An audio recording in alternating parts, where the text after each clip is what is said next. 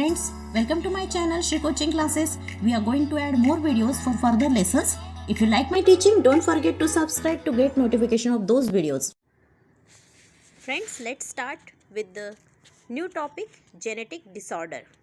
Okay, disease or the disorders occurring due to abnormalities in chromosome and mutation in gene are called genetic disorders. The genetic disorder का मतलब क्या है कि अगर chromosome में कुछ एबनॉर्मेलिटीज़ हो, क्रोमोसोम नंबर कम ज़्यादा हो जाए, मतलब आपको पता है ना ह्यूमन में पर्टिकुलर नंबर ऑफ क्रोमोसोम होते हैं, 46 क्रोमोसोम होते हैं, वो एक ज़्यादा का जीन आ गया या फिर एक आधा कम हो गया तो उससे बोलते हैं एबनॉर्मल, या फिर कोई ट्रांसलोकेशन हो गया तो उसको बोलते हैं एबनॉर्मेलिटी ऑफ क्रोमोसोम। तो ऐसे क्रोमोसोम में कुछ एबनॉर्मेलिटी आ गई तो जेनेटिक डिसऑर्डर हो सकते हैं।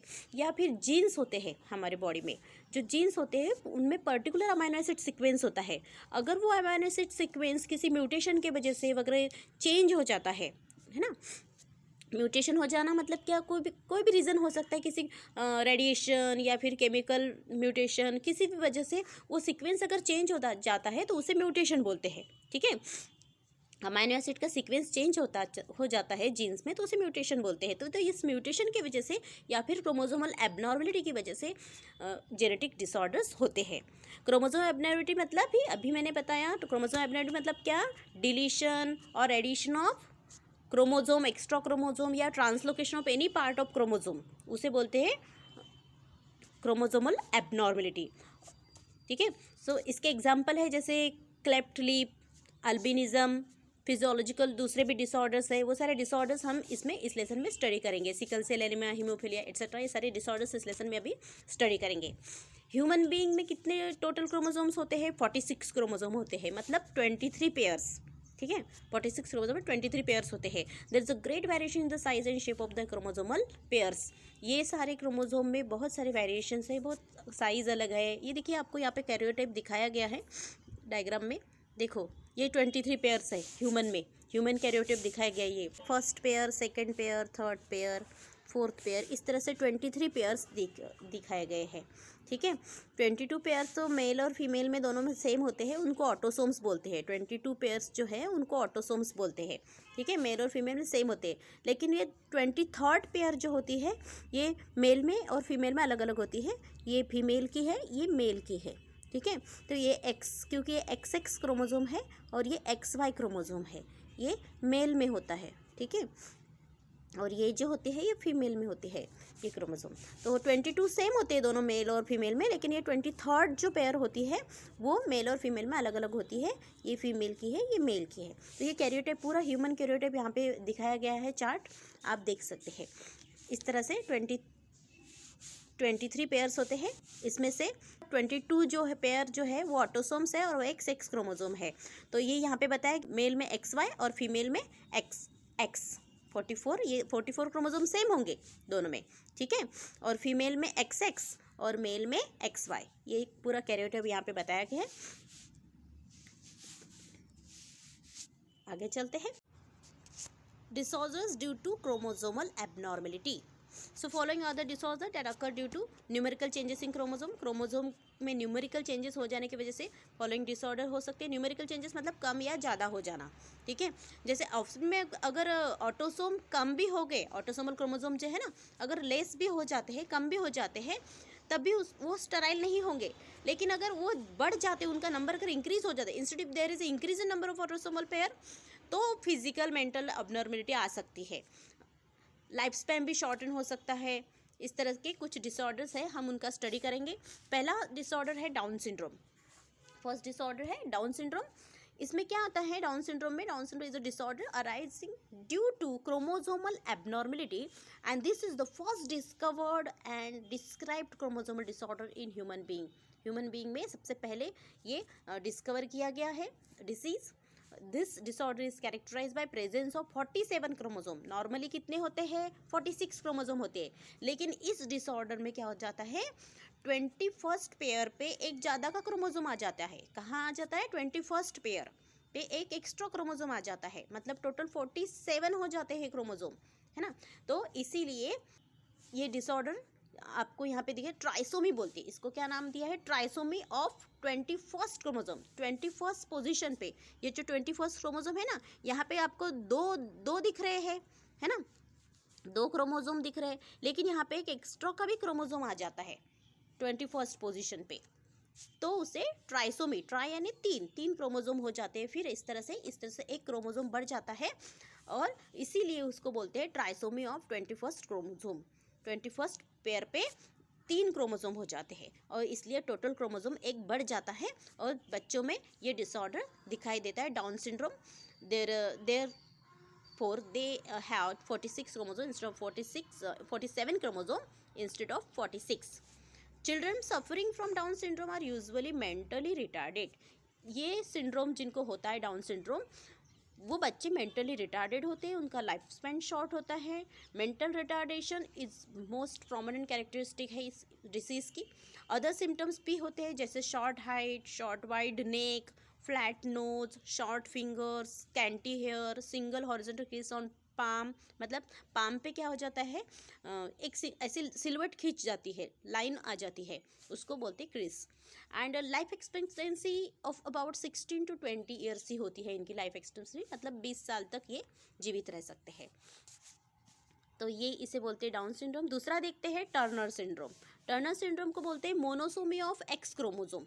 मोनोसोमी मतलब एक, ठीक है। इनमें जैसे नॉर्मली आपको पता है ना कि कितने ऑटोसोम्स होते हैं और कितने सेक्स क्रोमोसोम होते हैं। नॉर्मली आप देखते कि 44 क्या है, फीमेल में 44 ऑटोसोम्स और 2 एक्स क्रोमोसोम ऐसे नॉर्मली होते हैं, ठीक है। नॉर्मली 44 ऑटोसोम और एक्स क्रोमोसोम होते हैं फीमेल में। लेकिन इस सिंड्रोम में क्या हो जाता है, एक डिलीट हो जाता है, एक एक्स जो होता है वो डिलीट हो जाता है, ठीक है। एक एक्स डिलीट हो जाता है, क्रोमोसोम डिलीट हो जाता है, इसकी वजह से ये सिंड्रोम होता है। इसको टर्नर सिंड्रोम बोला जाता है। सो इसके वजह से क्या हो जाता है, पेरेंट्स से ये इनहेरिट किया जाता है, ये कि एक्स क्रोमोसोम एक ही एक्स क्रोमोसोम इनहेरिट किया जाता है, मतलब एक ही पेरेंट से उनको मिलता है, दूसरे पेरेंट से एक्स क्रोमोसोम नहीं मिलता है। इसकी वजह से एक एक्स क्रोमोसोम कम हो जाता है, और इसकी वजह से क्या हो जाता है, एक एक्स क्रोमोसोम कम हो जाने की वजह से उनके जो जेंडर रिलेटेड पार्ट जो है एक्स क्रोमोसोम का, ठीक है, वो वर्क नहीं करेगा। इंस्टेड ऑफ नॉर्मल कंडीशन जो है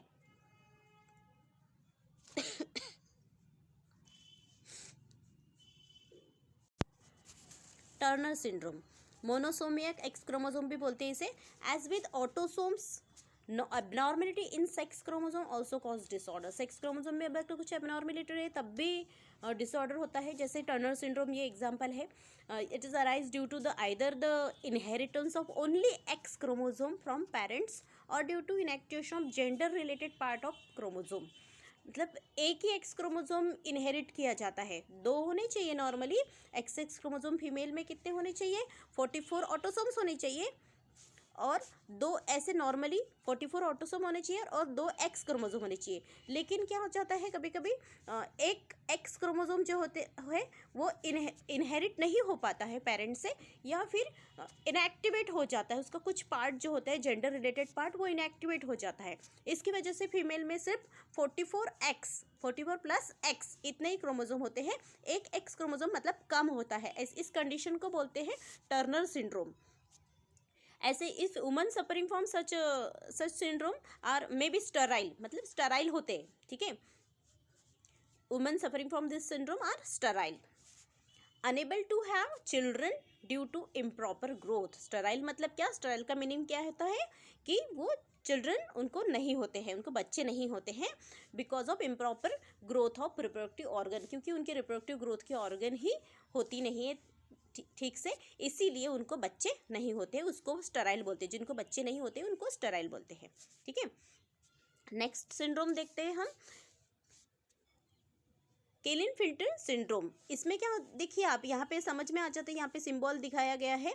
यहाँ पे देखिए नॉर्मल जो कंडीशन है, नॉर्मल कंडीशन से एक्स क्रोमोसोम ज़्यादा है, एक एक्स क्रोमोसोम ज़्यादा दिख रहा है आपको, है ना। नॉर्मल जो कंडीशन होती है उससे एक क्रोमोसोम सेक्स क्रोमोसोम ज़्यादा है।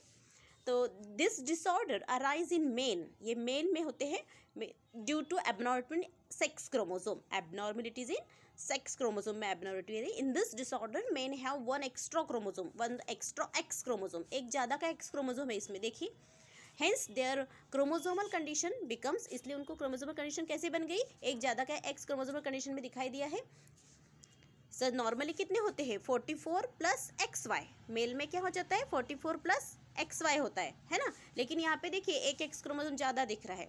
So such a sexual sterile male और also are able to have a child and their reproductive organs, because their reproductive organs are not well developed.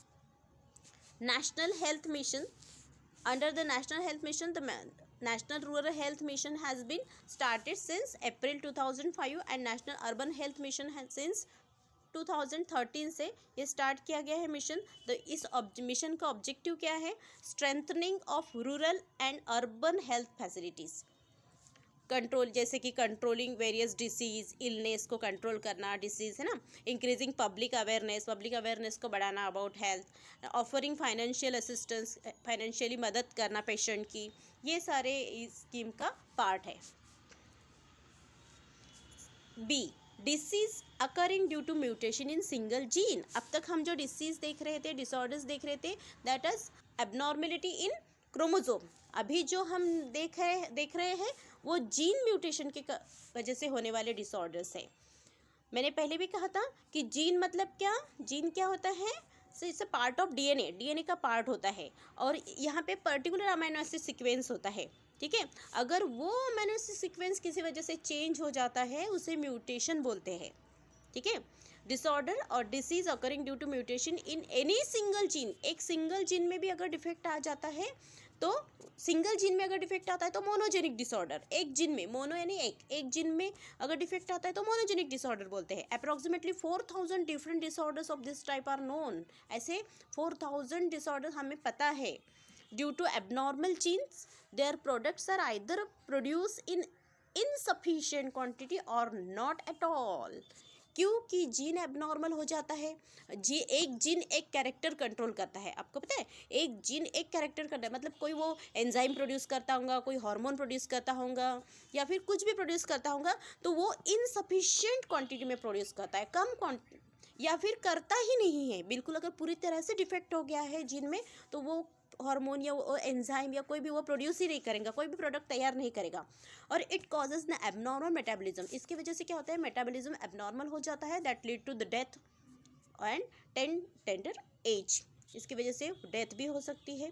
Example of such disorder इसके Hutchinson disease, Tay Sachs disease, galactosemia, phenylketonuria, sickle cell anaemia, cystic fibrosis, albinism, haemophilia, night blindness, ये सारे examples है. हम one by one देखेंगे. पहला देखते हैं albinism. Albinism मतलब क्या, this is a genetic disorder. इसमें क्या होता है, हमारे जो आईज होते हैं, स्किन, हेयर, इनको जो कलर होता है वो किसकी वजह से होता है. हमारे बॉडी में एक पिगमेंट होता है, ब्राउन कलर का पिगमेंट, मेलानिन नाम का पिगमेंट होता है. इसकी वजह से वो कलरफुल दिखते हैं, वैसा कलर दिखता है हमारा, ठीक है. जितना पिगमेंट जिसमें होगा वैसा ही उनका कलर होगा, है ना, ह्यूमन का. लेकिन अगर ये प्रोड्यूस ही नहीं हुआ मेलानिन, तो इस डिसीज में क्या होता है, मेलानिन प्रोड्यूस ही नहीं होता पेशेंट में, और इसीलिए इनके जो बाल होते हैं वो पेल होते हैं, हेयर्स वाइट होते हैं, उनकी स्किन पेल होती है, हेयर्स वाइट होते हैं एंड आईज पिंक होते हैं, ठीक है, because of absence of melanin pigment in retina. Retina में जो रेटिना स्लेरा होते हैं ना, उनमें पिगमेंट ना होने की वजह से वो पिंक दिखते हैं आईज, ठीक है. तो मेलानिन नाम का पिगमेंट ना हो जाने की वजह से अल्बिनिज्म ये डिसीज होता है. Sickle cell anaemia, even minor changes in molecular structure of protein and DNA में लीड टू डिसीज और डिसऑर्डर. थोड़ा सा भी चेंज हो गया ना डीएनए में या प्रोटीन के स्ट्रक्चर में, तब भी हमें डिसऑर्डर या डिसीज हो सकता है. So normal haemoglobin has a glutamic. आपको पता है नॉर्मल हीमोग्लोबिन जो होता है उसका स्ट्रक्चर जो होता है उसमें कौन से अमाइनो एसिड होते हैं, ये पूरा स्ट्रक्चर है उसका.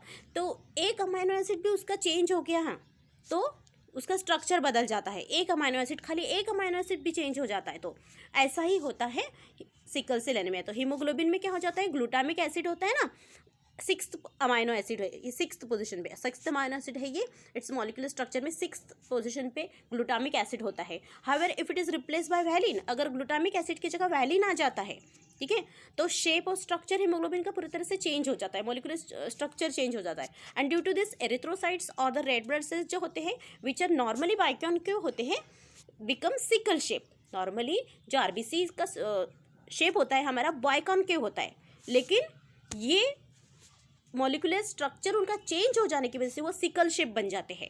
And this condition is called sickle cell anaemia. And oxygen carrying capacity इसमें लो हो जाती है, क्योंकि हीमोग्लोबिन पता है ना आपको, ऑक्सीजन कैरी करता है, अगर उसका ही स्ट्रक्चर चेंज हो गया है तो ऑक्सीजन कैरी करने की कैपेसिटी अपनी कम हो जाएगी उसकी, ठीक है। In this condition clumping and thereby destruction of erythrocyte occurs most often. आप यहाँ पे डायग्राम में देख सकते हैं बाइकॉन्केव शेप, ये देखिए नॉर्मल बाइकॉन्केव शेप है, ये नॉर्मल बाइकॉन्केव शेप है। और क्योंकि ये नॉर्मल इंसान में होते हैं आरबीसी, इसका शेप नॉर्मल है, तो इस तरह से वो आराम से जा सकते हैं इसमें से, है ना, कैपिलरीज में से वगैरह आरबीसीज आराम से जा सकते हैं। लेकिन जब उनका शेप बाइकॉन्केव की जगह इस तरह से कॉन्स्ट्रिक्टेड हो जाता है तो वैसे अटक जाते जाते समय, यहाँ पे क्लम्पिंग हो गया उनका, ठीक है, और इसलिए फ्लो नहीं हो पा रहे। सो अफेक्टेड पर्सन में, sickle cell anaemia affected person में ऐसा शेप हो जाता है उसका, और वो क्लम्पिंग हो सकता है उसका, ठीक से फ्लो नहीं हो पाता है blood. As a result blood vessels are obstructed and circular system, brain, lungs, kidneys भी डैमेज हो सकते हैं। अगर उनको ब्लड नहीं मिला, उधर जाने वाली आर्टरी या कोई कैपिलरी ब्लड सप्लाई नहीं कर पाई तो डैमेज हो सकता है वो particular organ. Sickle cell anaemia is hereditary disease, ये एक हेरिडिटरी डिसीज है क्योंकि जीन में डिफेक्ट हो रहा है ना, है। It occurs due to changes in genes during conception. तो मदर या फादर से हमें अगर ये जीन मिलता है, कंसेप्शन मतलब उनके तरफ से अगर वो मिलता है, ठीक है, तो उनमें ये डिसीज़ हो सकता है, ठीक है, इनहेरिट हो जाते हैं। अगर ऐसे डिफॉल्टी जीन इनहेरिट हो जाएंगे तो बच्चों में भी ये डिसीज़ आ जाएंगे। तो वो मदर या फादर कैरियर भी हो सकते हैं। Their offsprings are likely to suffer, अगर वो कैरियर है तो उनके डिसीज़ नहीं है उनको, लेकिन वो कैरियर है, ठीक है, उनमें जीन है, तब भी उनके बच्चे अफेक्ट होंगे। Hence marriages between persons who are carriers और ऑफ और suffering from sickle cell anaemia should be avoided. इसीलिए ऐसे मैरिजेस अवॉइड करना चाहिए जिनको सिकल सेल एनीमिया है या फिर वो कैरियर्स है। उनको कैरियर से ये कैसे पता चलेगा? ब्लड चेक करने के बाद पता चलेगा कि सिकल सेल एनीमिया के कैरियर है कि नहीं है। वैसे उनको सिकल सेल एनीमिया नहीं होता है, लेकिन उनमें फॉल्टी जीन प्रेजेंट होता है, ठीक है, उनको कैरियर बोलते हैं। हमने देखा ना कैरियर किसको बोलते हैं। देखिए, अगर आपको कैरियर क्या है ये सब समझना है तो ये पेज पे देखिए, सिकल सेल एनीमिया अकर्स, ये जो सिंबल दिखा है ए सिंबल आपको दिख रहा है, ठीक है, ये नॉर्मल ऑटोसोम्स है, नॉर्मल ऑटोसोम्स है। और एस जो दिख रहा है वो कैरियर है, और एस जो दिख रहा है वो सफरर है। सफरर मतलब जिनको सिकल सेल है, ठीक है। ए नॉर्मल है, ए नॉर्मल है, उनको वो कैरियर भी नहीं है। यहाँ पे देखिए yes for sickle cell, yes for sickle cell, तो यहाँ पे एक जीन नॉर्मल है और एक क्रोमोसोम नॉर्मल है, और दूसरा जो क्रोमोसोम है वो दूसरा है, वो फॉल्टी है, ठीक है, उनमें सिकल सेल। तो ऐसे पर्सन में जो कैरियर पर्सन होते हैं ना, उनको सिकल सेल एनीमिया नहीं होता है, लेकिन उनमें जीन होता है। देखिए जीन है उनमें, ठीक है, और ये जो है उनमें तो दोनों हैं, तो मतलब ये इनको सिकल सेल एनीमिया होगा ही, ठीक है, इनमें सिकल सेल एनीमिया होगा, ये कैरियर है और ये नॉर्मल है, ठीक है। अब देखते हैं, अगर मैन अगर नॉर्मल है और वुमन भी नॉर्मल है तो उनकी प्रोजेनी भी नॉर्मल होंगी, ठीक है, उनको सिकल सेल एनीमिया नहीं होगा। लेकिन अगर दो पेरेंट में से एक पेरेंट कैरियर है, दो पेरेंट में से एक पेरेंट कैरियर है, मतलब उनमें जीन है, तो पेरेंट्स तो भले ही उन पेरेंट्स को तो सिकल सेल एनीमिया नहीं होगा, लेकिन दोनों में से अगर एक पेरेंट कैरियर है तो उनकी 50% जो प्रोजेनी होंगी वो नॉर्मल होंगी और 50% कैरियर होंगी। मतलब वो कैरियर होंगी मतलब उनको डिसीज़ तो नहीं होगा, लेकिन आगे की जनरेशन वो कैरी करेंगे, फॉल्टी जीन कैरी करेंगे, ठीक है। अगर दो पेरेंट में से एक पेरेंट को सिकल सेल है, सफरर है मतलब वो, तो क्या होगा, all progeny will be carrier, उनकी सभी के सभी जो बच्चे होंगे वो कैरियर होंगे। If one parent is normal and one is sufferer, ठीक है, अगर एक सफरर है एक नॉर्मल है तो सभी के सभी कैरियर, उनके सभी बच्चे कैरियर हो जाएंगे, ठीक है। मतलब उनके बच्चों को डिसीज़ नहीं होगा लेकिन वो कैरी करेंगे आगे के जनरेशन में फॉल्टी जीन, ठीक है। अगर दोनों के दोनों कैरियर है, दोनों के दोनों पेरेंट्स कैरियर है, ठीक है, तो क्या होगा, उनकी 25% प्रोजेनी नॉर्मल होंगी, 25% सफरर होंगी और 50% कैरियर होंगी, ठीक है। अब यहाँ पे दोनों में से कोई एक पेरेंट अगर कैरियर है, सॉरी सफरर है, मतलब दोनों में से किसी एक पेरेंट को सब सिकल सेल एनीमिया है, तो उनकी 50% प्रोजेनी कैरियर होंगी और 50% सफरर होंगी, मतलब उनको 50% बच्चों को सिकल सेल एनीमिया होगा, 50% तो कैरियर होंगी। इस तरह से अगर दोनों के दोनों सिकल सेल है, पेरेंट सिकल सेल सफरर है, सिकल सेल एनीमिया हुआ है उनको, तो उनकी सभी प्रोजेनी जो पूरी सफरर होंगी, ठीक है। If both parents are sufferer, progeny भी सिकल सेल, प्रोजेनी को भी सिकल सेल होगा, सारे ऑफस्प्रिंग्स को। इस तरह से इसका जो डायग्नोसिस है सिकल सेल एनीमिया का, under the National Health Mission scheme, the solubility test for diagnosis of sickle cell anaemia is available all पूरे डिस्ट्रिक्ट में, डिस्ट्रिक्ट लेवल पे ये सोलिबिलिटी टेस्ट अवेलेबल है हॉस्पिटल्स में, और सब डिस्ट्रिक्ट हॉस्पिटल्स में या रूरल हॉस्पिटल में इलेक्ट्रोफोरेसिस, ये जो कन्फर्मेटरी डायग्नोस्टिक टेस्ट है वो अवेलेबल है। इस पर से हम पता कर सकते हैं ब्लड चेक करके कि सिकल सेल है या नहीं है। इसके रेमेडीज देखते हैं, रेमेडी मतलब उपाय। This disease is spread in only one way, एक ही तरीके से है जो डिसीज फैलता है, वो तरीका है रिप्रोडक्शन, माँ बाप से बच्चों को, ठीक है। इसलिए जो हस्बैंड वाइफ होते हैं, पार्टनर्स, मैरिज पार्टनर्स होते हैं, उन्होंने अपना ब्लड जो है एग्जामिन कर लेना चाहिए बिफोर मैरिज। और कैरियर और the sufferer should avoid marriage with another carrier और सफरर, किसी भी कैरियर ने या सफरर ने दूसरे कैरियर या सफरर से मैरिज नहीं करना चाहिए। नॉर्मल पर्सन से मतलब marriage should be avoided, sufferers and carriers. A person suffering from sickle cell anaemia should take a tablet of folic acid daily, जो सफरर है जिनको सिकल सेल हुआ है उन्होंने रोज़ एक फोलिक एसिड की टैबलेट खानी चाहिए। नेक्स्ट देखते हैं माइटोकॉन्ड्रियल डिसऑर्डर। माइटोकॉन्ड्रियल डीएनए जो होता है में ऑल्सो बिकम डिफेक्टिव, माइटोकॉन्ड्रिया में जो डीएनए होता है ना वो भी डिफेक्टिव हो सकता है म्यूटेशन की वजह से। तो माइटोकॉन्ड्रिया जो फर्टिलाइजेशन जब होता है, फर्टिलाइजेशन मतलब मेल गैमेट और फीमेल गैमेट जब यूनाइट होते हैं उसको फर्टिलाइजेशन बोलते हैं, ठीक है। तो फर्टिलाइजेशन के वक्त क्या होता है, सिर्फ मदर की तरफ से ही माइटोकॉन्ड्रिया कंट्रीब्यूट किया होता है, मदर की तरफ से ही जाइगोट फॉर्मेशन जब होता है ना, तो मदर का ही माइटोकॉन्ड्रिया आता है, फादर से तो आता नहीं है, ठीक है। तो माइटोकॉन्ड्रिया का जीन भी मदर से ही होगा, अगर माइटोकॉन्ड्रिया मदर से है तो जीन भी मदर से ही, उस माइटोकॉन्ड्रिया में से ही आएगा। मतलब यहाँ पे जो माइटोकॉन्ड्रियल डिसऑर्डर्स है वो टोटली किससे इनहेरिट किए जाते हैं, मदर से इनहेरिट किए जाते हैं, ठीक है। मदर ही रिस्पॉन्सिबल है सिर्फ ऐसे इस टाइप के डिसीज़ इनहेरिट करने के लिए।